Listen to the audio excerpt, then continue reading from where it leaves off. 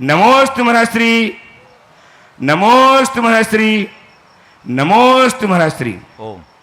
इस कार्यक्रम को गतिशील बनाने के लिए मैं परम पूज्य संधान सागर महाराज के चरणों में आपको लिए चलता हूं, जिनकी सुमधुर वाणी के माध्यम से हम उपस्थित होंगे और शंकाओं के समाधान प्राप्त करेंगे। बोलिए परम पूज्य संधान सागर जी महाराज की। शंका समाधान का कार्यक्रम अपन प्रारंभ करें और पहुंचते हैं गुरु चरणों में नमोस्तु पूर्वक।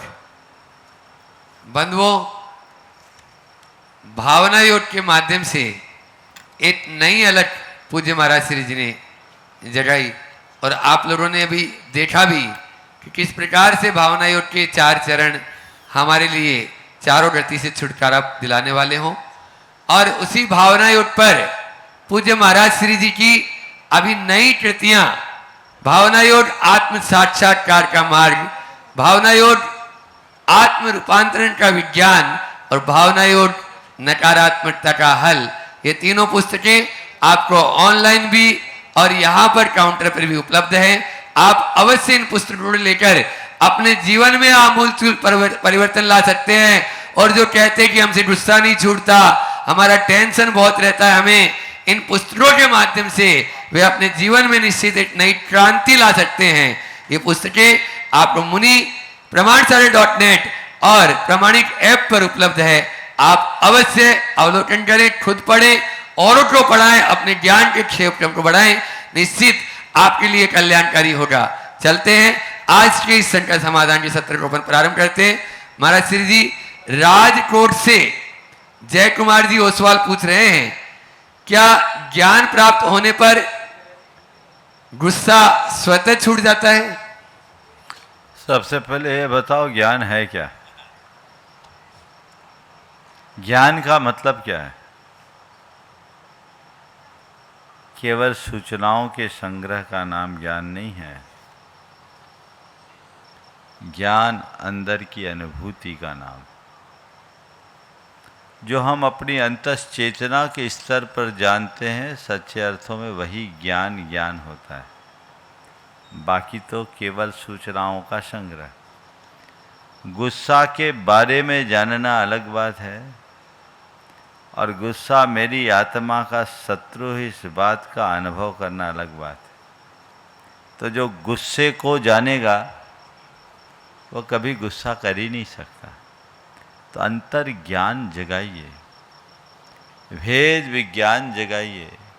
जब ऐसा अंतर ज्ञान और भेद विज्ञान चेतना में प्रकट होता है तो सब चीज़ें सहज रूप से ग्राह्य होने लगती। नीताजी जैन बिलासपुर से पूछ रही है, क्या कर्म सिद्धांत वैज्ञानिक है? कर्म सिद्धांत का अपना विज्ञान है, इसमें कोई सोचने की बात नहीं। कर्म सिद्धांत की वैज्ञानिकता पर कोई संशय नहीं। कर्म सिद्धांत में जो भी बताई गई है बातें, वह सब काज और इफेक्ट की बातें। हम जैसा कर्म करते हैं वैसा फल भोगने को मिलता है। लोक में ऐसा कहा जाता है कि जैसा बोएंगे वैसा खाएंगे, है ना। हम आम बोते हैं तो आम उगता है, नीम बोने वाले को नीम मिलता है। हम जैसा कृत्य करते हैं वैसा परिणाम हमारे साथ जुड़ता है। हमारे अच्छी बुरी प्रवृत्तियों का हमारी चेतना में अच्छा बुरा संस्कार पड़ता है और चेतना में जमा हुआ यही अच्छा बुरा संस्कार हमारे अच्छे बुरे से जीवन को निर्धारित करता है। तो हम कह सकते हैं कि हमारा समग्र जीवन कर्म से नियंत्रित और संचालित होता है। हमारे जीवन के नियंत्रण और संचालन में कर्म की बड़ी भूमिका है और इसका जो सिस्टम है वह पूरी तरह व्यवस्थित, स्वचालित, अगर मैं दूसरी भाषा में कहूँ तो कह सकता हूँ वैज्ञानिक। रोहित जी ललवानी हरिद्वार से आपके चरणों में नमन करते हुए पूछ रहे हैं, क्या अहिंसा का पालन व्यवहारिक रूप से संभव है? क्यों नहीं। हमारे तीर्थंकर भगवंतों ने अहिंसा का व्यवहारिक रूप से पालन हो, इस निमित्त ही अहिंसा को 2 स्तर पर व्याख्यायित किया। एक महाव्रत के स्तर पर और दूसरा अनुव्रत के स्तर पर। महाव्रत के स्तर पर मुनि पालते हैं और अनुव्रत के स्तर पर पालने वाले आम जन होते हैं। आम जन के लिए कहा गया है कि तुम पूरी तरह से अहिंसा का अनुपालन न कर पाओ, कोई बात नहीं, पर प्रथम चरण में कम से कम संकल्पी हिंसा का परित्याग करो। संकल्पी हिंसा का त्याग कर दिए यानी इरादतन किसी भी जीव का घात न करो, और यही एक गृहस्थ की व्यवहारिक हिंसा है, अहिंसा है। वो इरादतन किसी भी जीव की हत्या न करे, किसी का घात न करे, और शेष कार्यों में अपने घर गृहस्थी के कार्यों में होने वाली हिंसा का नाम आरंभी हिंसा, यत्नाचार करे। अपने जीवन निर्वाह के लिए, जीविकोपार्जन के लिए जो व्यापार व्यवसाय उद्योग धंधों के निमित्त हिंसा होती है उसका नाम औद्योगिक हिंसा है। इसमें भी यथासंभव यत्नाचार का पालन करे। और तीसरे क्रम में है विरोधी हिंसा, अपने परिवार, अपने समाज, अपनी संस्कृति, अपने राष्ट्र के अस्तित्व और अस्मिता की रक्षा के लिए यदि कोई अस्त्र उठाना होता है तो वह विरोधी हिंसा की श्रेणी में आता है, जो गृहस्थ का कर्तव्य है, और विरोधी हिंसा की उन्हें छूट दी गई। पूज्यवर अर्चना जी पांडे परभणी से पूछ रही हैं, क्या साधु जीवन ही अंतिम साधना है? साधु जीवन अंतिम साधना नहीं है, साधुता की उपलब्धि साधना का अंतिम लक्ष्य है। मैं पुनः दोहरा रहा हूं, साधु जीवन अंतिम साधना नहीं है, साधुता की उपलब्धि हमारी साधना का अंतिम लक्ष्य है। तो हमारे अंदर साधुता आनी चाहिए, और साधुता का सीधा अर्थ क्या है? चीज़ों को सहन करने की क्षमता, चीज़ों को पचाने की क्षमता, चीज़ों को आत्मसात करने की क्षमता, सहनशीलता की प्रतिमूर्ति बनने की क्षमता, ये सब साधुता की पहचान है, जो समता का ही एक रूप है। ओ अरविंद जी जैन पिड़ावा से पूछ रहे हैं, प्रियजनों के बिछोड़ के से भावनात्मक रूप से जो रिक्तता आती है वह किसी भी प्रकार का निश्चय लेने में हमें दृढ़ता नहीं आ पाती, तो ऐसी स्थिति में क्या किया जाए? देखिए, प्रियजनों का बिछोह है, स्वाभाविक है कि प्रियजनों के बिछोह के बाद मन में थोड़ी सी विकलता तो आती, लेकिन ऐसे समय में हमें तत्व ज्ञान का आश्रय लेना चाहिए। हमें ये देखना चाहिए कि कोई कितना भी प्रिय हो, उसके बिछोह जन व्याकुलता से वो लौट के तो आने वाला नहीं, तो बिछोह करके हम करेंगे क्या? ये तो हमारे अंदर के मोह भाव की परिणति है। इसलिए अपने आप को मोह भाव से मुक्त करके ज्ञान भाव से जोड़ना चाहिए। इसे जीवन की एक अनिवार्य घटना मान करके स्वीकार कर लेना चाहिए, और तदनुरूप अपनी जीवन धारा को सुनिश्चित करना चाहिए। संयोग वियोग में है, इस सत्य को सदैव स्वीकारे और उसी अनुरूप जीवन को आगे बढ़ाएं। दिल्ली से स्वाति जैन पूछ रही हैं, क्या ध्यान करने से भय मिटता है? ध्यान करने से भय मिटता नहीं, ध्यान करने वाला अभय हो जाता। सच्चे अर्थों में अगर आपने ध्यान किया तो ध्यान की यही सबसे बड़ी विशेषता है कि ध्याता अपने जीवन का चरमोत्कर्ष कर लेता है। तो वह एक अलग अनुभूति होती है। वो अभय की आराधना करता है, अभय की साधना करता है, अभय की अनुभूति उसके जीवन में होते रहती है। इसलिए ध्यान को एक श्रेष्ठ साधना के रूप में स्वीकार करना चाहिए। अजमेर से पीयूष जी नाहटा पूछ रहे हैं, क्या गुरु भक्ति के नाम पर व्यक्ति भ्रमित हो सकता है? हाँ, गुरु भक्ति के नाम पर व्यक्ति भ्रमित हो सकता है, बशर्ते वो गुरु के नाम पर गुरु घंटाल के चक्कर में पड़ जाए। कई बार ऐसा होता है, गुरु के जगह गुरु घंटालों के चक्कर में लोग पड़ जाते हैं, जीवन भ्रमित होता है। कई बार अंध भक्ति भी मनुष्य को भ्रमित कर देती है। जीवन की वास्तविकता को समझते हुए जो भक्ति करते हैं, उनकी वह भक्ति उनके विरक्ति का संस्कार बनती है और जीवन का चरमोत्कर्ष करा देती है। और जो केवल सतही स्तर पर ये सब कार्य करते हैं, उनके जीवन में भटकाव के अतिरिक्त और कुछ नहीं बचता। तो अपने जीवन में ऐसा भटकाव ना आए, ठहराव आए, गुरु की पहचान करे और उसी अनुरूप गुरु भक्ति करे, जो हमारे जीवन को बेहतर बना सके। डॉक्टर शिकाजी वैसाखिया यही भोपाल अभिरुचि परिसर से, उनका प्रश्न कल आ नहीं पाया था महाराज जी। वो तो पाप, राग और द्वेष बस दोनों प्रकार से होते हैं, पर द्वेष को आसानी से हम गलत मान लेते हैं, राग को गलत मान नहीं पाते हैं। राग से मुक्ति द्वेष से ज्यादा कठिन क्यों है? देखिए, राग ज़्यादा खतरनाक, द्वेष दिख जाता है, राग दिखता नहीं, और राग मूलक बंधन भी बहुत प्रभावी होता है। इसलिए हमें राग और द्वेष दोनों से बचने का अभ्यास करना चाहिए। जैसे द्वेष को अपने लिए हानिकारक मानते हैं, वैसे ही राग को भी अपने लिए हानिकारक मानना चाहिए, पर राग छूटता नहीं। कर्म सिद्धांत की भाषा में अगर बात करें तो द्वेष तो फिर भी जल्दी छूट जाता है, राग सबसे आखिरी में छूटता है। तो राग को पहचाने, हम उसे अच्छा मानते हैं, ये हमारी प्रवृत्ति है, लेकिन ये अच्छा नहीं है, ये बहुत खतरनाक है। जिसे हम दूसरे शब्दों में कहें मीठा जहर। जहर के प्रति लोग जल्दी जागरूक हो जाते हैं, पर मीठे जहर को लोग बहुत कम पहचान पाते हैं। हम मीठे जहर से अपने आप को बचाएं। आपने बीच में यहाँ पे हर्ष जी जैन मुंबई से उपस्थित हैं। नमोस्तु गुरुदेव, नमोस्तु महाराज जी। मेरा ये प्रश्न है कि हम हमारे सम्यक दर्शन की परीक्षा किस प्रकार करें? नमोस्तु। देखो, अपने सम्यक दर्शन की परीक्षा कैसे करें, बहुत अच्छा सवाल है। सम्यक दर्शन अंदर की परिणति है, इसे अंदर उतर करके ही जाना जा सकता है। यथार्थ पूछा जाए तो मैं कह सकता हूँ कि यह केवल दिव्य ज्ञानियों के ज्ञान का विषय है, लेकिन इसके बावजूद हम कुछ स्थूल मानकों के आधार पर अपने भीतर की परिणति को स्थूल रूप से समझ सकते हैं। सबसे पहले हमें ये देखना है कि मेरे भीतर कहीं से मिथ्यात्व तो पुष्ट नहीं हो रहा, मिथ्यात्व पोषक कार्य तो हम संपन्न नहीं कर रहे हैं। यदि है तो अब सम्यक दर्शन की कोई गुंजाइश नहीं। मिथ्यात्व पोषक कार्यों और कृत्यों से अपने आप को बचाना, ये हमारी पहली जिम्मेदारी। दूसरे स्तर पर हम देखें कि सम्यक्तोचित गुण मेरे भीतर है कि नहीं।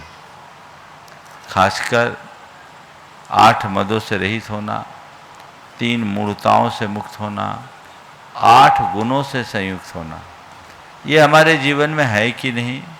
सच्चे देव शास्त्र गुरु के प्रति हमारी श्रद्धा का स्तर क्या है? ओम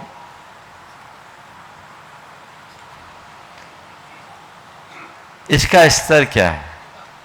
इसे हमें अच्छे से समझने की ज़रूरत है। जब हम इसे ठीक रीति से समझते हैं तो वह हमारे जीवन की धारा को परिवर्तित करते हैं। प्रशम, संवेग, अनुकंपा और आस्तिक्य जैसे गुणों की अभिव्यक्ति एक सराग सम्यक दृष्टि की पहचान का आधार बन सकती है। कोई जरूरी नहीं कि ये सब होने पर हमारे भीतर सम्यक दर्शन हो ही, लेकिन सम्यक दृष्टि के अंदर ये जरूर होंगे। तो जो सम्यक दृष्टि के अंदर होते हैं, हमें उन गुणों को आत्मसात करना चाहिए और अपने जीवन को आगे बढ़ाना चाहिए। अभी इस शिविर के शिविरार्थी भी रहे डॉक्टर शैलेंद्र जी ने, एक बार जोरदार ताली बजा दीजिए। यही अवधपुरी में फिजियोथेरेपिस्ट है, वे अपना प्रश्न गुरु चरणों में करें। और मैं देख रहा हूँ यहाँ पर प्रामाणिक पाठशाला सोनागिर के बहुत सारे बच्चे यहाँ पर बैठे हुए। एक प्रश्न वे अपनी ओर से करिए। हाँ। नमोस्तु महाराज जी। मेरा प्रश्न तो नहीं है महाराज जी, लेकिन एक विचार है जो शिक्षा में मैंने ग्रहण किए, तो विचार व्यक्त करना चाहता हूँ अपने। ओम। भावना योग को लोग किस रूप में देखते हैं मुझे नहीं पता, लेकिन मेरी नज़र में महाराज जी का बहुत बड़ा आशीर्वाद है, क्योंकि हम श्रावक कभी सोच भी नहीं सकते महाराज जी द्वारा जो जीवन जीते हैं वैसा हम कभी जी पाएंगे। महाराज जी ने अपने 6 कर्मों को इसमें समाहित करके भावना योग का निर्माण किया, जिसे जन जन तक पहुंचाया। हम साधक प्रार्थना, प्रतिक्रमण, प्रत्याख्यान और सामायिक को जीवन अपने जीवन में समाहित कर सकते हैं। अगर इसको जीवन कर लें तो आत्मा का कल्याण हो जाएगा। महाराज जी, सवाल यह है कि जो हम भावना योग में जितना भी सीखा है उसको आत्म चिंतन में कैसे ज़्यादा से ज़्यादा बस डेली भावना योग करना शुरू करो और उसको घोटो तो तुम भावना योग में हो जाओगे। प्रामाणिक पाठशाला सोनागिर के नन्हे मुन्ने बच्चे। नमोस्तु महाराज जी, छामी छुल्लक जी। मेरा प्रश्न ये है कि जैसे अगर हनुमान जी थे तो उनने तो बहुत सारे दुष्टों को मारा था, तो वो भगवान कैसे बने? फिर से बोलो। मेरा प्रश्न ये है कि जैसे अगर हनुमान जी थे तो उन्होंने बहुत सारे दुष्टों को मारा था, तो वो भगवान कैसे बने? बिल्कुल ठीक कह रहे, जो दुष्टों के साथ मारता है वो भगवान नहीं बन सकता। लेकिन सुनो, उनने बाहर के दुष्टों को मारा और बाद में जब जग गए तो अंदर आत्मा के दुष्टों को मारा। जो अंदर के दुष्टों को मारता है भगवान बनता है, जो बाहर के दुष्टों को मानता है मारता है वो वीर बनता है। समझ गए? तो बाहर के दुष्टों को मारने वाला वीर और जो अंदर के दुष्टों को मार दे वो महावीर। तो हनुमान जी पहले वीर थे, बाद में महावीर हो गए। समझ गए? नमोस्तु महाराज जी, मैं बोल रही थी इधर हम लोग को रोज पाठशाला आने में बहुत अच्छा लगता है। महाराज जी आप सोनागिरी चलिए, हमने रोज पाठशाला करनी है। बहुत बढ़िया, महाराज को भेज दें। आप भी महाराज। भावना वो बहुत अच्छी बात है। महाराज जी मेरा प्रश्न ये है कि हाँ बोलो बोलो। मेरा प्रश्न ये है कि पेड़ पौधों में जान होती है, तो साइंस ने भी प्रूव किया है कि पेड़ पौधे आपस में बातें करते हैं, तो हम जो सब्जी और फल खाते हैं उससे जीव हिंसा नहीं होती क्या? देखो बेटा, प्लांट लाइफ में और एनिमल लाइफ में अंतर होता है। जीव तो उसमें होते हैं, लेकिन उनका जीवन चक्र छोटा होता है। समझ गए? पेड़ से एक पत्ता तोड़ दो तो वहाँ दूसरा पत्ता उगाएगा। तुम्हारा कान कट के गिर जाए, दूसरा कान उगेगा क्या? समझ गए? यही डिफरेंस है। इसलिए हमारे लिए साग सब्जियाँ और वनस्पतियाँ खाने योग्य है, कोई प्राणी खाने योग्य नहीं। समझ गए? नमोस्तु महाराज। अपने बीच में महाराष्ट्र से ये सब विभूतियां हैं जो भावना योग को बहुत ऊंचाई तक ले जाना चाह रहे हैं। शिरीष जी बेगड़े और दिलीप जी मुबे आदि इन भाइयों के लिए एक बार जोरदार ताली बजा दीजिए। अपना प्रश्न करें। नमोस्तु गुरुवर, नमोस्तु गुरुवर। एक ही अक्षर शिष्य को जो गुरु दे पढ़ाए, तीन लोकों का द्रव्य नहीं देकर ऋण पिटे जाए। पिछले विगत 6-7 दिनों से आपने जो हमें ज्ञान दिया है, हम उसको शब्दों में बयान नहीं कर सकते। महाराज जी मेरा ये प्रश्न है कि आजकल की सामाजिक परिस्थितियाँ देखकर क्या हमें आने वाली हमारी पीढ़ी धार्मिक बनाना चाहिए या धर्मांध? देखिए, धर्मांधता में तो खतरा है। अब मैं तो कहता हूँ धार्मिक भी नहीं, धर्मात्मा बनो। मैं दोहरा रहा हूँ, धर्मांधता तो कतई अनुकरणी है ही नहीं।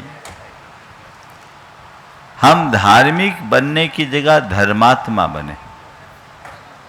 धार्मिक वह है जो केवल धर्म की क्रिया करे, और धर्मात्मा वह है जो धर्म को आत्मा में बसा ले।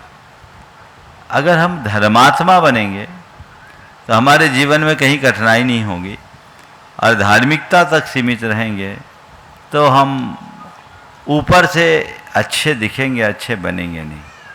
तो हम केवल दिखने वाले धर्मी न बने, होने वाले धर्मी बने। नमोस्तु गुरुवर। गुरुवर, हम 3 दिनों से महाराज जी की तरफ आप हमारी चिट्ठी दे रहे, एक प्रश्न खाली और। चलो बोलो बोलो। हाँ, नमोस्तु महाराज जी, हमारा ये प्रश्न है, भव के बारे में पूर्व भव तथा उत्तर भव कैसे जाना जाता है? भाव के पूर्व भाव उत्तर भाव दिव्य ज्ञानियों के ज्ञान का विषय है। हम आपका ज्ञान उसमें साधक नहीं। ठीक है, चलो। 105 उल्लख है। समादर सागर जी महाराज, वे अपने प्रश्न के द्वारा आप सबको लाभान्वित कर रहे हैं।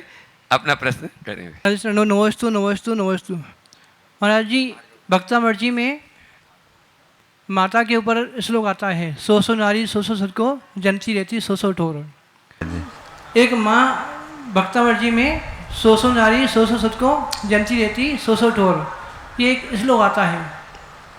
एक माँ अच्छे बच्चे को संस्कार दे करके अच्छा जीवन बनाती है, लेकिन वर्तमान में जिन कारणों से बच्चों को संस्कार मिलते हैं, जैसे कि लोरी सुनाना और कहानी सुनाना, बच्चा सोता है तो लोरी सुना करके और जागता है तो कहानी सुना करके अच्छे संस्कार मिलते हैं, क्योंकि वर्तमान में इनका अभाव है। तो भावना योग में इन दोनों को किस प्रकार से लिखा जाए? नमोस्तु महाराज जी। भावना योग भी तो लोरी है।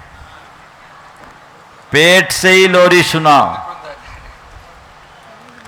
और उस लोरी में सोहम सोहम है ना, शुद्धोहम बुद्धोहम सहजोहम शांतोहम।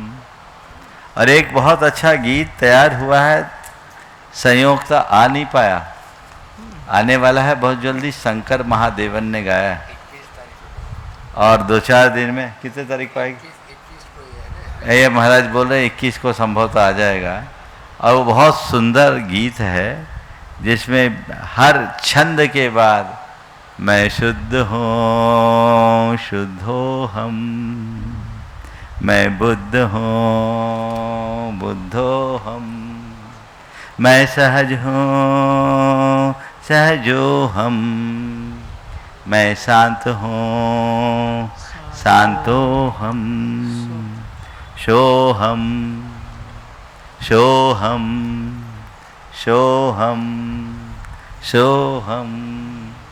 ये एक बहुत मधुर गीत आप लोगों के मध्य बहुत जल्दी आने वाला है। शंकर जी ने खुद अपनी अभिरुचि से इसे गाया है। हाँ, जीवन के परिवर्तन का है ये अद्भुत है अभिनव ये प्रयोग, सब रोग हरे सब दुख मिटे, अद्भुत है भावना योग भावना योग भावना योग भावना योग भावना योग। चलिए उन्हीं से सुनिएगा, आगे बढ़िए। देवेंद्र अपने बीच में आज देवेंद्र जी भार्गव यहाँ पर उपस्थित हैं, जो पूर्व संगठन मंत्री जिला भाजपा एवं पार्षद, अभी वर्तमान में जौन अध्यक्ष नगर निगम भोपाल। इधर एक बार जोरदार तालियों से उनका स्वागत अभिनंदन कर दे। और नमस्ते गुरुवर।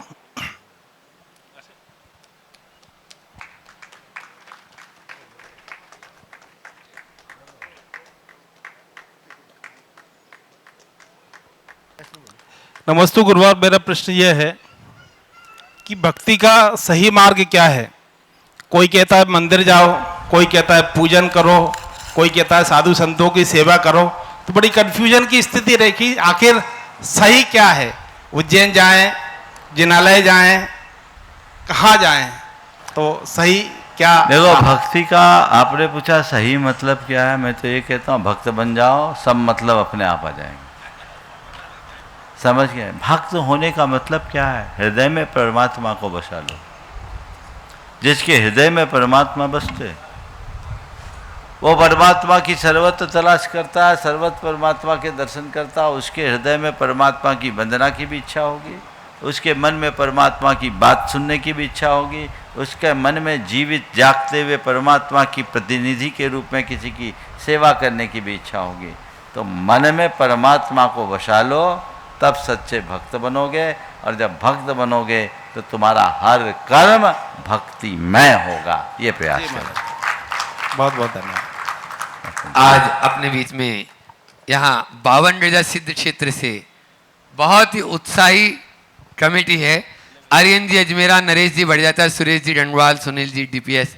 या एक बार जोरदार जोरदार ताली बजा दी इन सभी के लिए जिन्होंने एक नहीं 2 ऐतिहासिक चातुर्मास वहाँ पर संपन्न कराए और बहुत सारे प्रवास भी पूज्य गुरुवर के करवाए।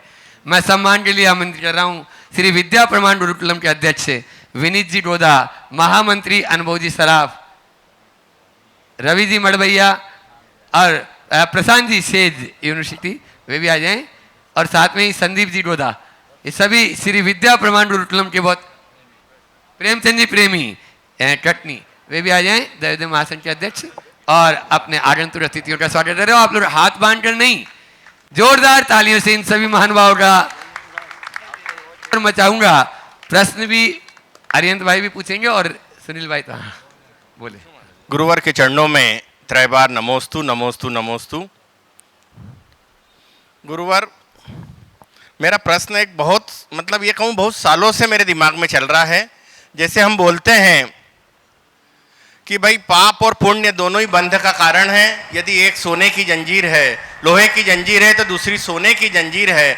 और पापों का प्रक्षालन तो हम जप ध्यान आदि से कर लेते हैं, किंतु पुण्यों का हम कैसे काटेंगे पुण्य को? और पुण्य के उससे जो फल मिलता है, उसका साइड इफेक्ट जो होते हैं, वो हमें कहीं ना कहीं पाप की ओर ही प्रवृत्त कराते हैं। तो गुरुदेव, हम लोहे की जंजीर और सोने की जंजीर को समान रूप से कैसे काटें, या ऐसा कैसे हो कि सोने की जंजीर के चक्कर में हम पड़े ही नहीं? देखो भाई, ये बातें कहने में बहुत अच्छी लगती पर यथार्थ में नहीं है। लोहे की जंजीर तो तुम पसंद नहीं करते, सोने की जंजीर को अपने गले में डालते हो, है ना, उसी को चेन कहते हो और उसके अभाव में बेचैन हो जाते। दोनों में बहुत अंतर है। पुण्य और पाप को समान करना सर्वथा ठीक नहीं है। शास्त्रकारों ने कहा, हेतु कार्य विशेषाभ्याम विशेषा स्यात् पुण्य पापयो, हेतु शुभा शुभो भावो कार्ये च सुखा सुखे। हेतु और कार्य की विशेषता से पुण्य और पाप में विशेषता है। इनका हेतु है शुभाशुभ भाव और कार्य है सुख और अशुभ। इसलिए पुण्य अलग है, पाप अलग है। जहाँ तक सवाल है पाप को काटने की, तो पाप को काटना हमारा धर्म है। पुण्य को काटने का शास्त्र में कहीं विधान नहीं दिया। ध्यान से सुनो। ओम। पाप को काटने का सर्वत्र विधान है, पर पुण्य को काटने का कहीं विधान नहीं। और एक जगह बड़ी अच्छी बात लिखी कि पुण्य को काटने में, धवला में लिखा, आचार्य वीर सेन महाराज ने बड़ा मनोवैज्ञानिक हेतु दिया और कहा कि न सम्मा इठी प्रसत्त कम्मान अनुभागम न हंदी, सम्यक दृष्टि पुण्य को हाथ नहीं लगाता। बोले क्यों नहीं लगाता? पुण्य को हाथ क्यों नहीं लगाता? ने बड़ा मनोवैज्ञानिक कारण बताया। बोले देखो, पुण्य के घात के लिए संक्लेश करना पड़ता है। पुण्य के घात के लिए क्या करना पड़ता है? संक्लेश। और संक्लेश करोगे तो पाप बंधेगा। तो ऐसा कौन समझदार होगा जो पुण्य के घात के लिए पाप बांधे? करेगा क्या? जो लोग ऐसा बोलते हैं वो आगम के मर्म को नहीं जानते। पुण्य और पाप अपने प्रक्रिया से चलते हैं। जैसे जैसे साधक की साधना उत्तरोत्तर उत्कृष्ट होती है, उसके पुण्य का बंधन भी उतना ही प्रगाढ़ होता है, क्योंकि पुण्य विशुद्धि का प्रतिफलन है। विशुद्धि की परिभाषा ही बताते हुए कहा गया कि साता आदि पुण्य कर्मों के बंध योग परिणाम का नाम विशुद्धि है, और असाता आदि अशुभ कर्मों के बंध योग परिणाम का नाम संक्लेश है। तो एक साधक साधना की ऊंचाई पर जो जो आगे बढ़ता है, तो उसकी विशुद्धि बढ़ती जाती है। उस विशुद्धि से उसके जीवन में पुण्य और अधिक प्रगाढ़ से प्रगाढ़तर बंधता जाता है। जो ऐसा बोलते हो आगम को नहीं जानते। रहा सवाल फिर महाराज, पुण्य से बचने की बात जो कही गई वो क्या है? पुण्य के बंध से तुम चाहोगे भी तो नहीं बच सकोगे, तो क्या करें? दो चीजें, चार बातें मैं अक्सर बोलता हूं। पुण्य कर्म, पुण्य पाप कर्म, पुण्य पाप बंध, पुण्य पाप क्रिया और पुण्य पाप फल। पुण्य पाप कर्म को आप समान मानो चलेगा, कर्म सामान्य की दृष्टि से। पुण्य पाप बंध है तो तुम बंध से बच नहीं सकते। जो जो आगे बढ़ोगे पुण्य का बंध होगा ही और होगा। पुण्य पाप क्रिया में आरंभिक अवस्था में पाप की क्रिया बुद्धि पूर्वक छोड़ने योग्य है, पुण्य की क्रिया बुद्धि पूर्वक अपनाने योग्य है। पाप यानी अव्रत और पुण्य यानी व्रत। अव्रत को त्याग कर व्रत को अंगीकार करो। समझ गए? और तीसरे क्रम में, लेकिन इसमें भी लगे रहोगे तो आत्मा में नहीं डूब पाओगे। आत्मा में डूबना है तो पुण्य की क्रियाओं को छोड़ो मत, उससे ऊपर उठो। पुण्य की क्रिया से ऊपर उठने की बात की, पर किसके लिए? जो पूरी तरह पापों से मुक्त हो गया, उस योगी के लिए। तुम जैसे पापी गृहस्थों से कहो पाप छूटा नहीं, पुण्य और छुड़वा देंगे, तो जाओगे कहां? जो ऐसा बोलता हो तुम्हारी आत्मा का हित ऐसे नहीं हो सकता। पाप छूटा नहीं, पुण्य और छुड़वा दिया, तो क्या करोगे? और गहरे पाप के पंख में लिप्त हो जाओगे। ऐसा उपदेश देने वाला तुम्हारा हितैषी कैसे होगा? बोलो, होगा क्या? नहीं होगा। नहीं होगा। एक बार हमने गुरुदेव से कहा, महाराज जी कुछ लोग बोलते हैं पाप है पुण्य है, पाप की तरह पुण्य भी है, उनके बारे में हमें क्या कहना चाहिए? उन्होंने कहा, ऐसे लोगों के उपदेश को भी हे बुद्धि से सुनना चाहिए। बहुत बढ़िया। जो ऐसा बोलता है उसका उपदेश हे बुद्धि से सुनिए। हाँ, अब अब आगे बोलता हूं जिस पर लोग ध्यान नहीं देते। एक मानता हूं मैं पुण्य और पाप को। किसको? फल को। जैसे तुम पाप के फल को बुरा समझते हो, वैसे पुण्य के फल को भी बुरा समझो, क्योंकि पुण्य के फल को भोगने में अभिमान और आसक्ति बढ़ती है, जो पाप कारक होता है, पतन करने वाला होता है। फल त्यागो ना भाई, क्रिया क्यों छोड़ रहे हो? इसलिए इसको ध्यान रखें, ठीक है? नमस्ते गुरुदेव। हाँ, एक छोटा सा अभी नहीं जा। नहीं, अच्छा निवेदन, हाँ निवेदन कर लो। यही है तो गुरुजी, हम समझ रहे बिना कहे। आप समझ गए, पर अब हम आए हैं और कह तो दो। हाँ, कर्तव्य है कि बिल्कुल। बावन गजा, जैसे अभी पूज्य संधान सागर जी महाराज ने कहा, 2 शानदार बेमिसाल चातुर्मास हुए हैं, तो हम चाहते हैं कि रत्नत्रय की कड़ी के रूप में तीसरा भी चातुर्मास गुरुदेव का 52 गजा सिद्ध क्षेत्र में हो, और बड़े बाबा की प्रतिमा का जीर्णोद्धार का कार्य जो कई वर्षों से रुका हुआ है, वो आपके सानिध्य में और आपकी निश्रा में और आपके मार्गदर्शन में सानंद संपन्न हो। बहुत सुंदर भावना भाव। नमोस्तु गुरुदेव, नमोस्तु। ये प्रश्न मेरे बच्चे अभिषेक का है।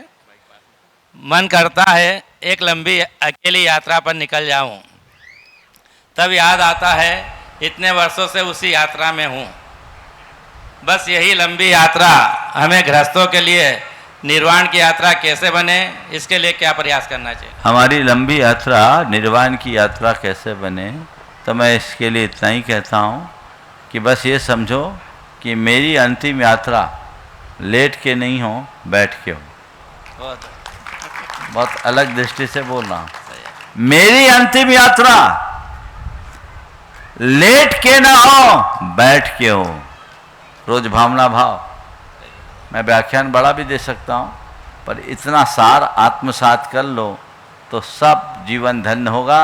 ऐसे मरोगे तो लिटा के ले जाओगे, लेकिन संलेखना से देह परिवर्तन करोगे तो सिंहासनारूढ़ होकर जाओगे। जो एक बार संलेखना समाधि से देह परिवर्तन करता है, उसका निर्वाण बहुत निकट आ जाता है। ये हम ध्यान रखें। नमस्ते गुरुदेव। हाँ, अपने बीच में सिंगापुर से विवेक भाई यहाँ पर उपस्थित है। एक बार जोरदार ताली बजाइए बंधुओं। यदि मन में जुनून हो तो सब काम आसानी से हो जाते हैं। विदेश में रहने के बावजूद भी पूरे शिविर में इन्होंने, अभी भावना योग के शिविर में भी पूरा अटेंड किया, और भावना योग को बहुत ऊंचाइयों तक ले जाने का भी इनका भाव, और न केवल बातें करते हैं अपितु चर्या में भी ये अपनाते, जिनकी बात गुरुदेव भी करते थे। ऐसे विवेक जी जैन सिंगापुर के लिए जोरदार जोरदार ताली। और मैं इनके सम्मान के लिए आमंत्रित कर रहा हूँ प्रशांत जी जैन और विनीत जी डोदा, वे आ जाएं और हमारे विवेक भाई का सम्मान भी करेंगे। विवेक भैया प्रश्न करें। नमोस्तु महाराज श्री। महाराज श्री, इससे पहले मैं प्रश्न पूछूं भावना योग से संबंधित।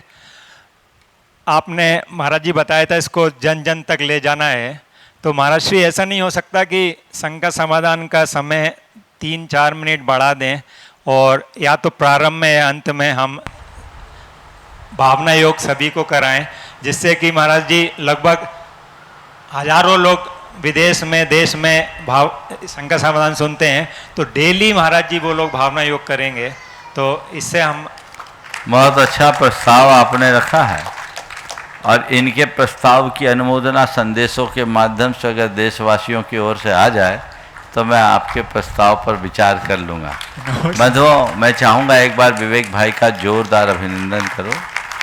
ये सिंगापुर में रह रहा है, व्रती श्रावक है, और व्रती श्रावक एक मल्टीनेशनल कंपनी में वाइस प्रेसिडेंट के लेवल पर काम करने वाला व्यक्ति।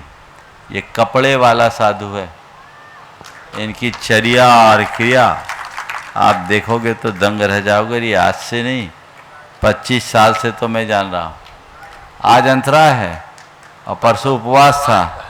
ये पूरी साधु चर्या है। ऐसे लोग हैं धोखे से गृहस्थी में फंस जाने वाले लोग। आना तो उनको हमारी जगह था, लेकिन अभी भी जहाँ हैं वहाँ हम ही लोगों की जगह बना रहे हैं। आज सिंगापुर में जो समाज में धार्मिकता का वातावरण बना है, उसमें बहुत बड़ा श्रेय भाई विवेक का है। एक बार जोरदार जोरदार अभिनंदन करें। महाराज श्री, मेरा प्रश्न। अच्छा, प्रश्न खड़ा है अभी। हाँ, मेरा प्रश्न ये है महाराज श्री कि आपने बताया था महाराज श्री के 5 प्रतिमा तक महाराज श्री रात को प्रतिमाधारी अगर ज़रूरत पड़े तो उसको भोजन करा सकती है अपने परिवार लोगों को या जो भी आता है। उसी के विपरीत महाराज श्री आपने एक बार बोला था कि अगर रात को किसी फंक्शन में भोजन करने जाते हैं तो उसमें महाराज श्री रात अगर आप खुद नहीं खाते हैं लेकिन सम्मिलित होने भी जाते हैं तो उसमें दोष लगता है महाराज श्री। तो ये दोनों देखो सुनो, दोनों बातें मैंने कही थी और अलग अलग संदर्भ में कही थी। मैंने कहा था एक दूध पीते बच्चे को अगर कोई व्रती माँ जो 25-30 साल की उम्र की है उसका दूध पीता बच्चा है वो रात में रोएगा तो मैं प्रतिमाधारी हूँ, अपने बच्चे को भूखा नहीं रखेगी, अपना दूध पिलाएगी। समझ गए? लेकिन ये नहीं कह रहा हूँ कि दिन भर ठूंस लेने वाले को रात में अलग से खिलाओ। समझ गए? ये तो आपत्तिकालिक बात है, इसलिए अनुमोदना मत करो। कोई भोज ही ऐसा दे रहा है, कार्यक्रम ही पाप का कर रहा है जो किसी प्रकार की मजबूरी नहीं है, बाध्यता नहीं है, उसमें आपकी उपस्थिति भी अनुमोदना का द्योतक है, हमें उससे दूर रहना। नमोस्तु महाराज। गुरुकुलम की पूरी टीम आ जाए, अध्यक्ष जी विनीत जी डोडा के नेतृत्व में पूरी टीम यहाँ पर जो भी उपस्थित हैं, गुरुकुलम से सारे जुड़े हुए पदाधिकारी एक साथ।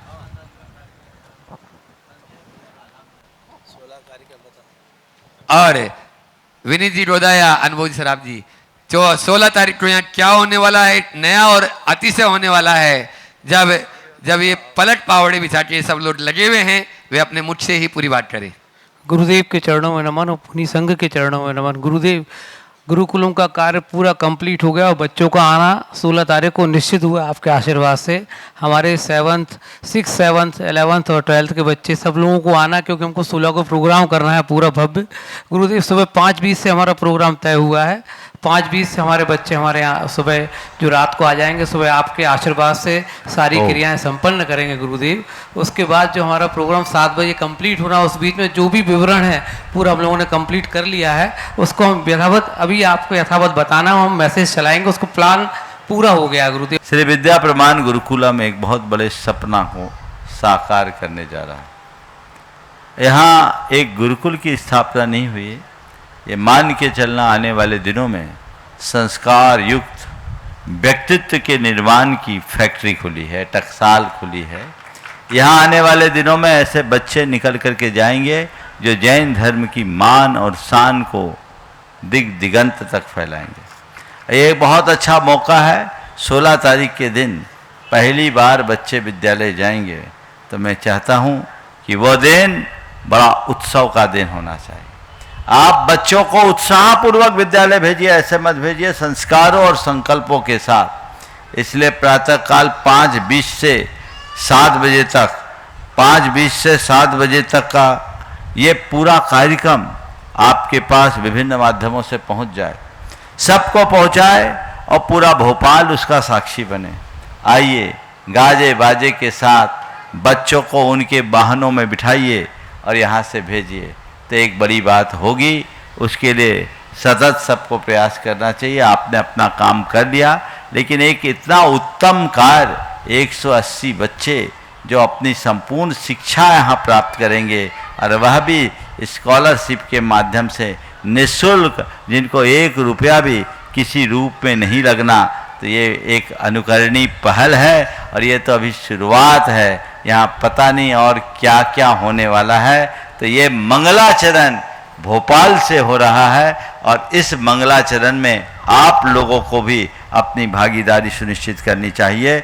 ये बात आप पूरे भोपाल नहीं पूरे देश में फैला दें। जितने लोग इस कार्यक्रम को देख और सुन रहे हैं, सभी अपने अपने स्तर पर इस बात को फैलाएं ताकि लोगों को इसकी जानकारी मिल सके और जो इसके साक्षी बन सके वे सभी उपस्थित हो जाए।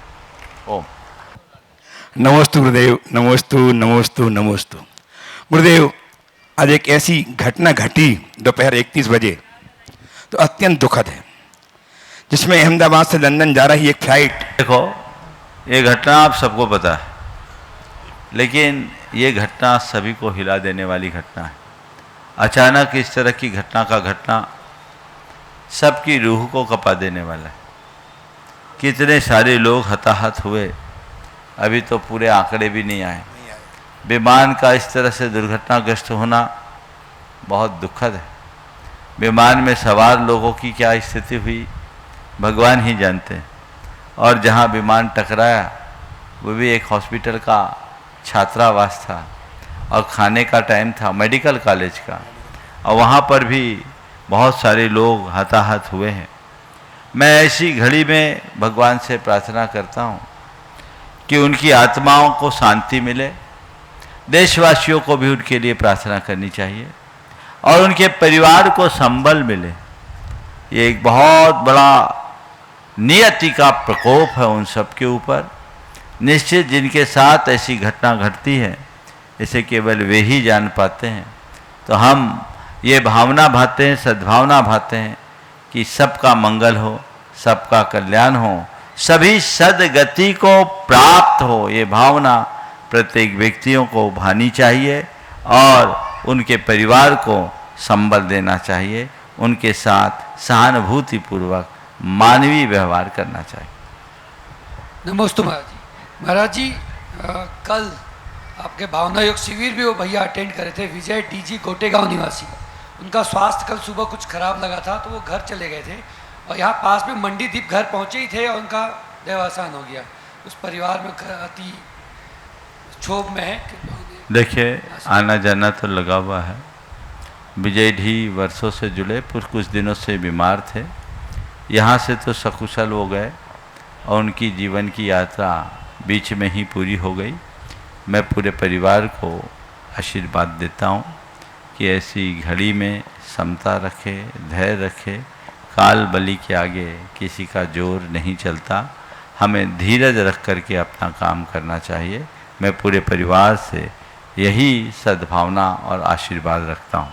गुरुदेव, डाल्टनगंज में एक आनंद भक्त आपके श्रीमान सुरेश जी पांड्या, उनकी मातोश्री का रतन देवी जी का निधन हो गया। उनके परिवार में संबल प्राप्त हो, इस हेतु भी आपके चरणों में नमोस्तुभ्यं कहते हुए आशीर्वाद पाना चाहते हैं। डाल्टनगंज वाली बात की, वो रतन देवी जी परम गुरु भक्त महिला थी, वयोवृद्ध है और एक व्रती जीवन जीने वाली साधिका की तरह वो जीवन जीते रही। गुरु चरणों में उन्होंने खूब समय दिया, चौका लगाया। हमारे पास भी बहुत आते जाती राय बहादुर परिवार से संबद्ध होने के कारण एक बड़ा संस्कारित और धार्मिक परिवार, डाल्टनगंज में तो उनका विशेष योगदान रहा ही। पर अचानक इस तरह गए, लेकिन मुझे उनके बारे में जानकारी जो मिली है वो निधन नहीं हुआ, उनका सुमरण हुआ। वो भगवान का नाम लेते लेते अपना शरीर छोड़ी है। मैं उनके पूरे परिवार को, खासकर सुरेश जी और उनके परिवार को आशीर्वाद देता हूँ कि इस घटना को जीवन के सत्य का आधार मान करके स्वीकार करें और जीवन के जन्म मरण के चक्र से ऊपर उठने का लक्ष्य निर्धारित करें। प्रत्येक व्यक्ति के जीवन का एक ही ध्येय और उद्देश्य होना चाहिए, अन्ते समाहि मरणम चौगई दुखम निवारेई। अंत में समाधि मरण को प्राप्त करना चतुर्गति के दुखों का निवारण करता है। मैं सभी को बहुत बहुत आशीर्वाद देता हूँ। और हाँ, अपने बीच में श्री विद्या प्रमाण गुरुकुलम की बहुत सच्ची कार्यकर्ता रत्ना जी पारक यहाँ पर पहुँच चुकी है, वे मंच पर आएंगी। प्रणाम गुरुवर, आपके आशीर्वाद से गुरुवर हमारी सारी तैयारियां बिल्कुल रेडी हैं। कल पहला चरण हमारे बच्चे आ रहे हैं 11th क्लास के अपने पेरेंट्स के साथ, और कल सुबह हम उनका भव्य स्वागत करेंगे ही। और 16 तारीख की जो तैयारी है वो भी बढ़िया है। आपने जो गुरुकुलम के प्रवेश की रूपरेखा रची है, मेरे विचार में बच्चों के लिए ये बिल्कुल लाइफ चेंजिंग मोमेंट है और बहुत ही अच्छा ये रहेगा। आपका आशीर्वाद ऐसे ही बना रहे। बहुत सुंदर। चलिए अतुल जी, रमेश जी, अतुल जी, स्मिता जी यहाँ पर। गुरुदेव के चरणों में शत वंदन। गुरुदेव के आशीर्वाद से गुरुकुलम की जो तैयारी है बहुत अच्छे से चल रही है। हम सब तैयार हैं बच्चों का और उनके माता पिता का स्वागत करने के लिए, और आशा है हम बहुत अच्छे से उनका स्वागत करेंगे और इसको आगे अच्छे से बढ़ाएंगे। धन्यवाद। हाँ, अतुल जी अपना प्रश्न करें। और नमस्ते महाराज जी, विगत 6 दिनों से हम शिविर में जो हमने भावना एक सीखा, उससे हमने प्रैक्टिकल के बारे में अभी तक जाना नहीं था, लेकिन प्रैक्टिकल के बारे में भी जाना। मेरा प्रश्न ये है महाराज जी कि कल जो डॉक्टर साहब ने बताया हमें कि हमारा माइंड जो न्यूरल प्लास्टिसिटी में उसको हम कहीं भी मोड़ सकते हैं, क्या हम स्वभाव में भी ऐसी प्लास्टिसिटी ला सकते हैं जो हमारा स्वभाव को चेंज कर सके? बेशक ला सकते हैं, इसी का नाम ट्रांसफॉर्मेशन है। भावना योग इसमें बहुत सबल कारण और निमित्त बन सकता है, और इसके लिए जैसा हमने बताया बहुत जल्दी आप लोगों को सूचना मिलेगी। भावना योग के ऊपर एक ऑनलाइन क्लास चलेगी, उसका पूरा कोर्स होगा जो आप घर बैठे लाभ ले सकेंगे, और उसको लगभग 21 व्याख्यान होंगे जिसमें भावना योग के पूरे दर्शन का बोध आपको मिलेगा। 1-2 दिन में उसकी रूपरेखा बनेगी। आप सब लोग ऑनलाइन रजिस्ट्रेशन कराएंगे और उसके बाद सबकी एक परीक्षा ली जाएगी। उस परीक्षा के बाद फिर लोगों को यहाँ आमंत्रित करके उन्हें और ट्रेनिंग देकर भावना योग साधक का एक अधिकृत प्रशिक्षक के रूप में नियुक्त किया जाएगा। सभी उसके लिए तैयार हो जाए। और इसी भावना योग को जन जन तक पहुंचाने के लिए पूज्य श्री के अंतर स्थल से 3 कृतियां अभी निकल कर आई है। भावना योग आत्म साक्षात्कार का मार्ग, भावना योग आत्म रूपांतरण का विज्ञान, भावना योग नकारात्मकता का हल। आप मुनि विद्यासागर.net और साथ में ही प्रमाणिक ऐप पर जाकर पूरी जानकारी इसकी प्राप्त करें। और साथ में ही मैं चाहूँगा सभी लोग घर घर में इस पुस्तक को रखें ताकि यह आपके जीवन के उन्नति का कारण बने। आप पढ़ें, औरों को पढ़ाएं और अपने जीवन का कल्याण करें। इसी भावना के साथ में समय भी पूर्णता की ओर है।